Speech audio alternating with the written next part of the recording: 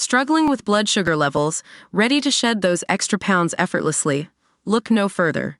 Sugar Defender, the #1 rated blood sugar formula, is here to transform your health and help you achieve your wellness goals. Click the link in the video description to get started with Sugar Defender today.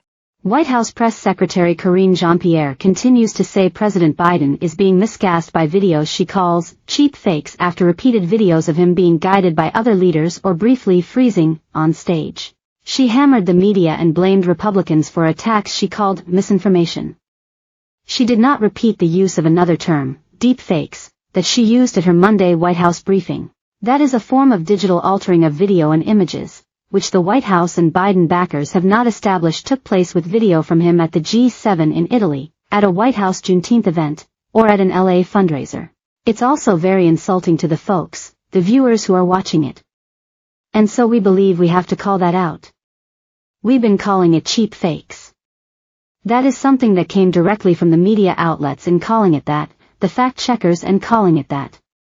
And so we're certainly going to be really clear about that as well. And calling it out from where we are, from where we stand, she said. Then she specifically took on some of the Biden incidents that have drawn notice, including one of him walking away from a group of world leaders at the G7 in Italy, only to be guided back to a photo op by Italian PM Giorgia Meloni. I think there is so much misinformation, disinformation as we've been talking about. You talked about the video of the president wandering. And it's not true. Right? The president wasn't wandering. He was talking to a parachuter that was right in front of him. And what you saw is the Republican Party really manipulating what was being said and what was being seen by the American people, she said. On Monday at her White House press briefing, Jean-Pierre told DailyMail.com that former President Barack Obama's decision to guide Biden after a big bucks fundraiser was a function of their long-standing relationship. She also defended his not dancing at a Juneteenth celebration where he also briefly stood motionless. The president stood there listening to the music and he didn't dance.